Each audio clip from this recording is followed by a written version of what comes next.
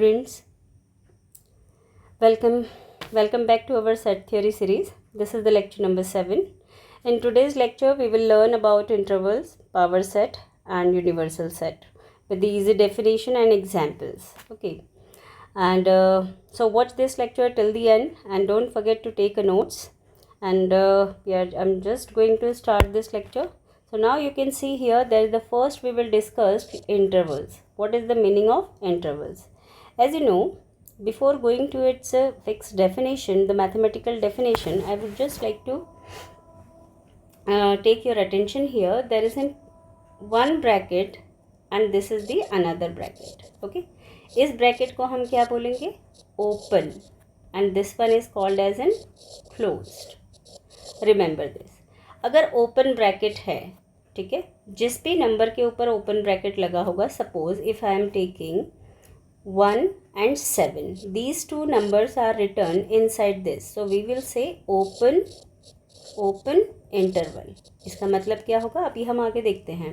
अगर same two numbers are written inside the closed bracket, इसको हम क्या कहते हैं? स्क्वायर ब्रैकेट कहते हैं. तो स्क्वायर ब्रैकेट को यहाँ पर हम क्लोज्ड इंटरवल के थ्रू शो करेंगे.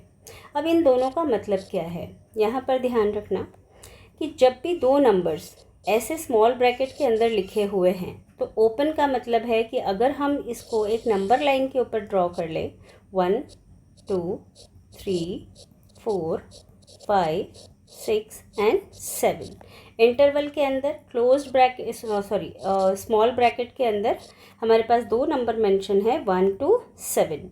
ठीक है, इसका इंटरवल का मतलब यही है कि हमने एक सेक्शन किसी जैसे ऐसे देखो, this is the real line. Okay, यहाँ पे 0 होगा, यहाँ -1 होगा, यहाँ -2 होगा, -3 होगा. तो हमने क्या किया, कुछ सेक्शन यहाँ से कट कर लिया है और ये सेक्शन कौन सा है हमारा 1 और 7 का. तो इसका मतलब ये है कि कंटिन्यूशन में इसके अंदर नंबर्स जाएंगे क्योंकि ये इंटरवल है, एक पोर्शन है किसी लाइन का. ठीक, अगर ये स्मॉल ब्रैकेट के अंदर लिखे हुए हैं तो इस सेट के अंदर कौन कौन से पॉइंट्स आएंगे? अगर मैं आपसे पूछूं तो ओपन है, मतलब कि हमें कभी भी इसके लास्ट पॉइंट को इंक्लूड नहीं करना है. जो भी इसमें 1 और 7 लिखा हुआ है इसके बीच के सारे पॉइंट्स इसके अंदर आएंगे. रिमेंबर, तो हम कौन कौन से पॉइंट लिखेंगे? 2 3 4 5 एंड 6, क्योंकि ये नंबर्स कहाँ लिखे हुए हैं? क्लोज्ड ओपन ब्रैकेट में. वहीं पर अगर ये नंबर लिखे होते हैं क्लोज्ड ब्रैकेट में, तो क्लोज्ड ब्रैकेट का मतलब है एंड्स आर इंक्लूडेड, मतलब जो भी एंड पॉइंट है 1 और 7 इस इंटरवल के, उसको भी हम साथ में इंक्लूड करेंगे. ठीक है, दिस वन, तो this one will be this set. अब ये तो समझ में आ गया कि दोनों अगर स्मॉल साइन है मतलब स्मॉल ब्रैकेट है, फिर एक हो गया हमारे पास में क्लोज्ड ब्रैकेट. लेकिन यहाँ पर मिक्स्ड भी आता है. This is the one type, this is the another type, and the third type is एक एंड इसका स्मॉल होगा और एक इसका क्लोज्ड होगा.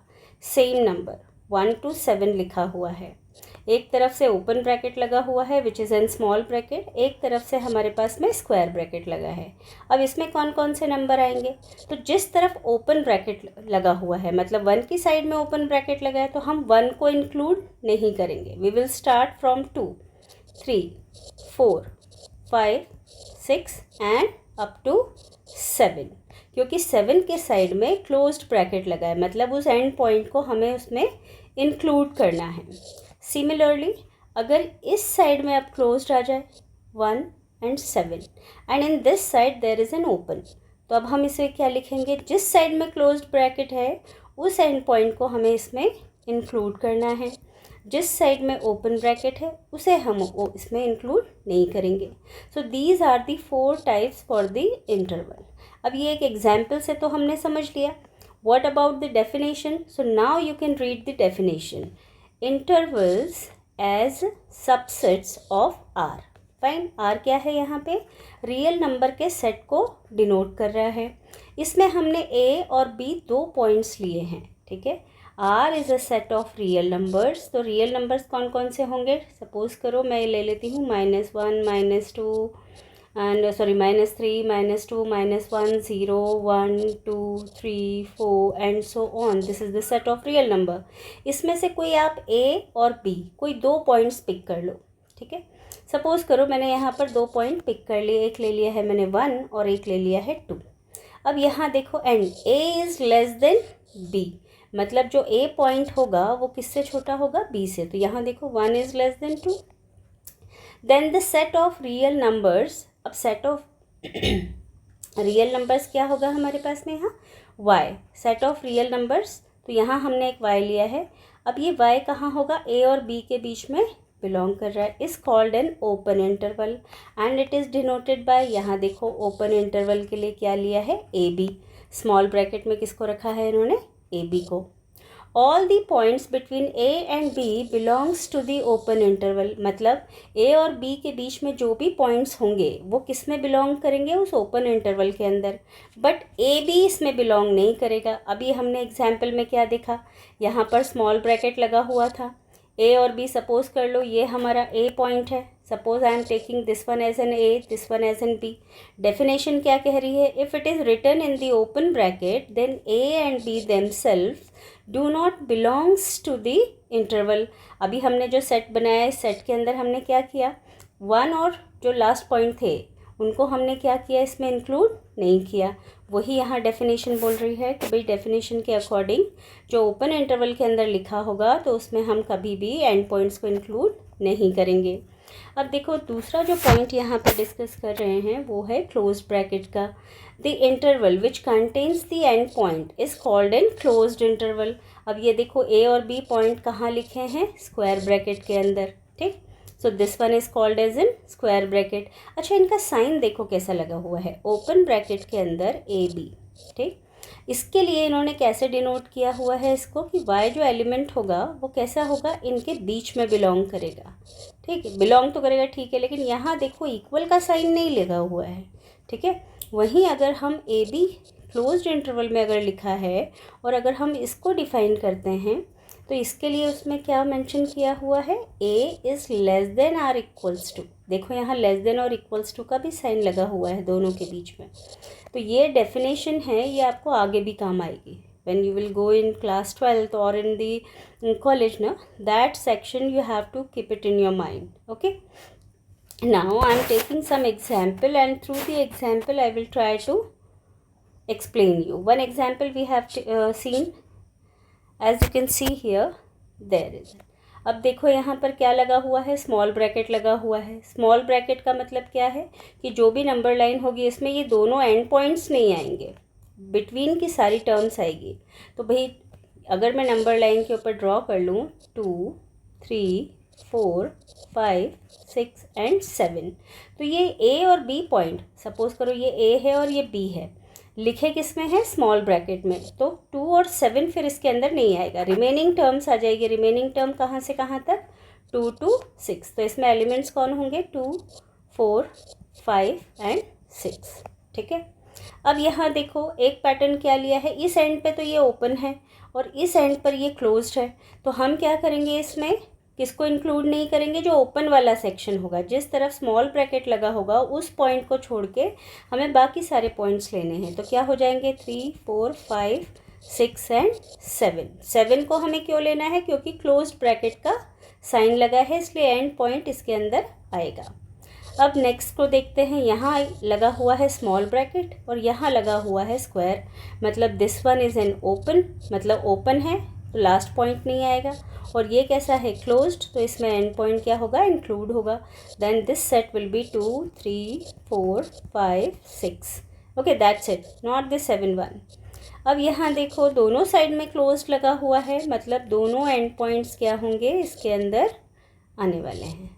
Is that okay? So this is the interval and you have to keep it in your mind these two definition। ये definition हमेशा ध्यान रखना कि यहाँ पर a और x ये इक्वल हो जाएंगे। इसका मतलब ये है कि एंड पॉइंट्स क्या होगा, इसके अंदर इंक्लूडेड होगा, ठीक है। और एक डेफिनेशन बनती है आपकी जहाँ पर इक्वल का साइन नहीं होता, मतलब एंड पॉइंट इसके अंदर नहीं आएंगे।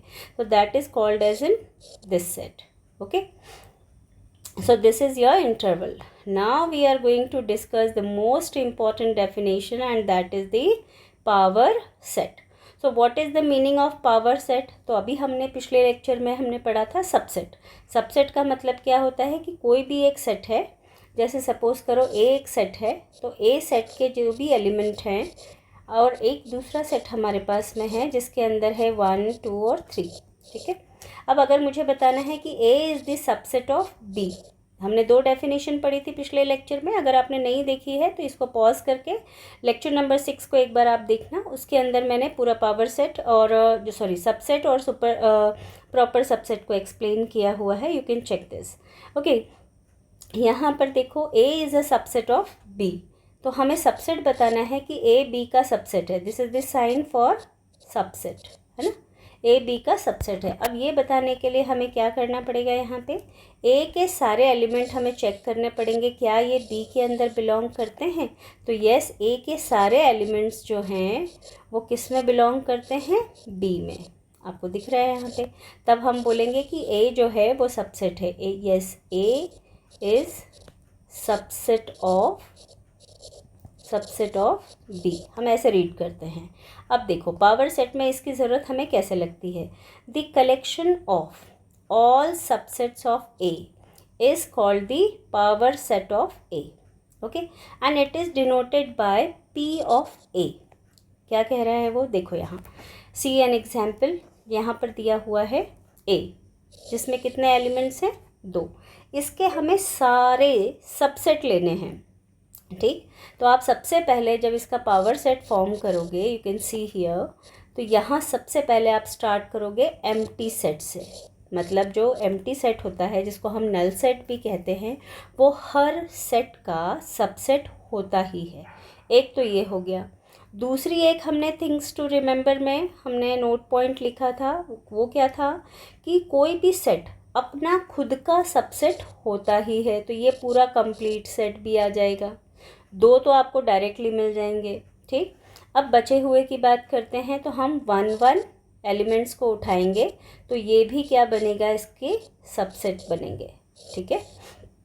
यहाँ आप देखो टोटल नंबर ऑफ सबसेट कितने बने हमारे पास, 1, 2, 3 एंड 4। अब सबसे बड़ी प्रॉब्लम ये आती है, सपोज़ करो मैं एक एग्जाम्पल और उठाती हूँ। जैसे मैंने लिया a इक्वल्स टू 1, 2, 3। क्वेश्चन है make the power set of A. अब कैसे करना है इसको, तो सबसे पहले देखो नल सेट को रखो इसमें एक। अब क्या करो, सारे ए के 1 एलिमेंट्स को पिक कर लो, ठीक है। तो हम यहाँ पर, अच्छा, इनको भी हमें कर्ली ब्रैकेट में ही लिखना होगा, ये ध्यान रखना, तभी ये सेट माने जाएंगे। अगर आप इसको ऐसे ही लिख दोगे तो ये एलिमेंट्स माने जाएंगे। Always you have to write set in the curly bracket. मैंने क्या किया, पहले तो नल सेट को ले लिया, हम बिल्कुल 0 से स्टार्ट करेंगे, मतलब कोई एलिमेंट नहीं है, मतलब नल सेट जो है वो अपना किसी भी सेट का सबसेट होता है, पहला ये हो गया। अब हमने सारे एक एक एलिमेंट्स को उठाकर इनका सेट बना लिया। अब हम क्या करेंगे, 2 एलिमेंट्स की पेयरिंग करेंगे। 1, 2 लिया मैंने, फिर देखो 2, 3 लिया, नेक्स्ट मैं यहाँ पर ले लूँगी 1, 3। अब आप देखो 2 एलिमेंट्स के, मतलब एक बार में हमें 2 एलिमेंट्स लेने और ये कॉम्बिनेशन यूनिक होना चाहिए। तो यूनिक के लिए मैंने क्या किया, यहाँ पर 1, 2 लिया है, फिर 2, 3 लिया है, फिर 1 और 3 लिया है, कोई भी रिपीटेशन में नहीं है, ठीक। इसके बाद में मैं 3 एलिमेंट्स का सेट बनाऊंगी, तो यहाँ पर पूरा सेट ये खुद ही आ जाएगा।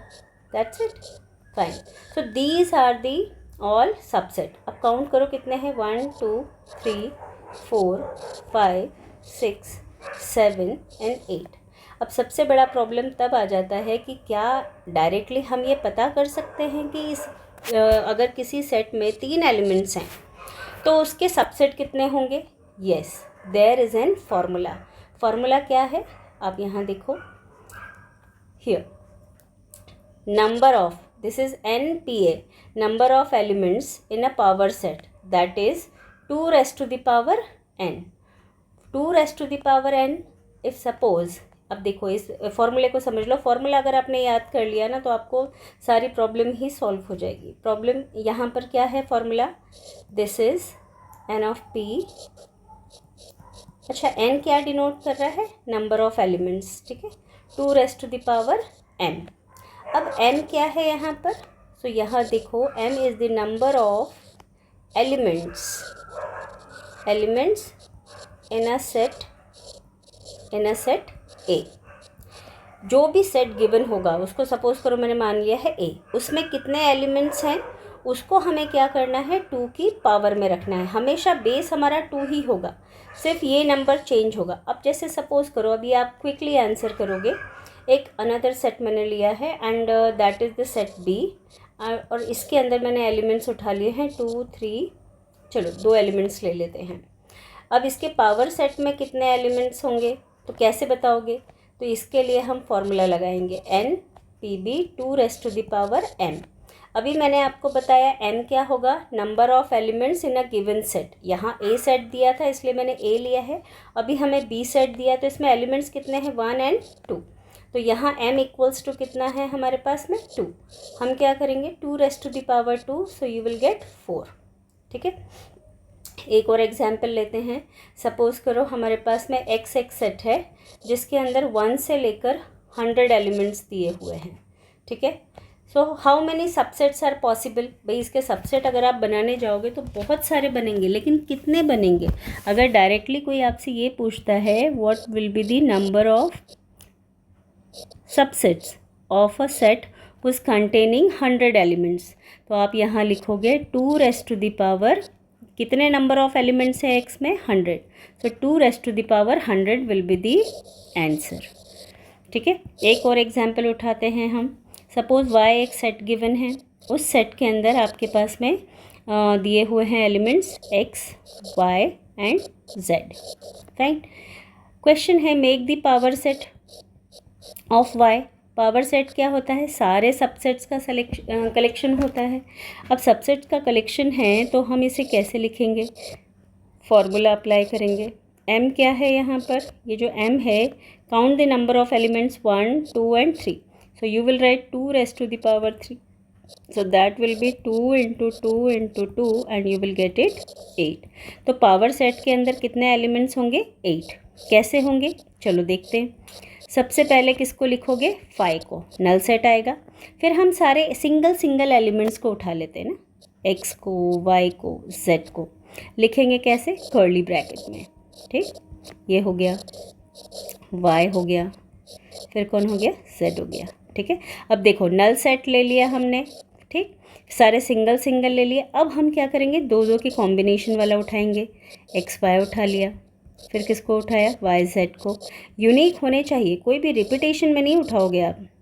फिर हमने वाई जेड ले लिया, एक्स जेड ले लिया। ठीक है, अब उसके बाद में लास्ट कौन बच गया 3 के कॉम्बिनेशन, भाई 4 का कॉम्बिनेशन तो ले ही नहीं सकते क्योंकि एलिमेंट्स ही 3 हैं हमारे पास, सो एक्स वाई जेड। ठीक, एक कर्ली ब्रैकेट और आ जाएगा। अब इनको ज़रा काउंट करो, देखो कितने बने हैं 1 2 3 4 5 6 7 एंड 8। ठीक, यहाँ हमने कितना निकाला था कि पावर सेट में कितने एलिमेंट्स होंगे 8 elements. So I hope this one is clear to everyone. This is the definition. You can take the screenshot of this. The collection of all subsets of A is called the power set of A. It is denoted by PA. ठीक है, now here this is the formula. One example has given A equals to 1 2. So P A, इसके power set के अंदर जो subsets आएंगे वो कितने हो गए 1 2 3 and 4। What is the formula, so here n is denoting the number of elements in a P A, so you will write 2 raise to the power m, 2 raise to the power m। m कितना है number of elements in this, so that is 2, so 2 raise to the power 2 and you will get it 4। ऐसे ही अगर किसी set में आपको ऐसे दे दिया जाए x is equals to there is in 1 2 999, ठीक है, एक सेट के अंदर 1 2 999 एलिमेंट्स हैं, तो इसके पावर सेट में कितने एलिमेंट्स होंगे, है ना। Then again you can put here number of elements, formula apply करो 2 raise to the power m, तो यहाँ पर कितने हैं 999। इसकी पावर हम ओपन करेंगे, भाई ओपन कहाँ तक जानी पड़ेगी हमें 2 रेज़ टू द पावर 999 तक। ठीक है, then we will get this up to 999 times, then whatever is the answer, that much element you will get it here. I hope this power set has been clear to everyone. Okay, now the next definition we will discuss, that is the universal set. Okay, now here this is the universal set. Basically universal set क्या होता है? सो एक biggest set जिसके अंदर सारा data हमारे पास में अवेलेबल होता है. जैसे सपोज़ करो, एक एग्जाम्पल ले लेती हूँ मैं. एग्जाम्पल में एक यूनिवर्सल सेट गिवन है. कहाँ से कहाँ तक के नंबर लिखे हैं? 1 to 10 तक के नंबर लिखे हैं. अब ये कह रहा है कि एक सेट हमें बनाना है जिसके अंदर सारे इवन नंबर्स होंगे. तो इवन नंबर्स हम कहाँ से पिक करेंगे? इस यूनिवर्सल सेट में से. ठीक है. So all the even numbers we are going to pick, that is 2, 4, 6, 8 and 10. ठीक. Now set of all the odd numbers. तो ऑड नंबर्स हम कौन कौन से पिक कर लेंगे? यहाँ पर जितने भी ऑड नंबर होंगे जो इसके अंदर लाई करेंगे, that will come in this. ठीक. इन दोनों को जब हम मिला देंगे या जब हम इन दोनों को ऐड ऑन करेंगे, नेक्स्ट लेक्चर में we will discuss about the operations on a universal set. तो उसमें हम देखेंगे कि when we will combine A and B, then the complete universal set is going to be formed. So universal set is nothing but the biggest set. From there we can collect the data and we can form the, or we can perform the operations whatever you have given, that is the union and intersection. Okay, so that's all for today's lecture. We have discussed the universal set and the power set, how you can calculate the power set and its a formula, and in the first one we have discussed the intervals. So this is the lecture number 7. If you have any query or any question related to this topic, you can ask me in the comment section. Definitely I will reply it. So we will come back with the lecture number 8. So thank you.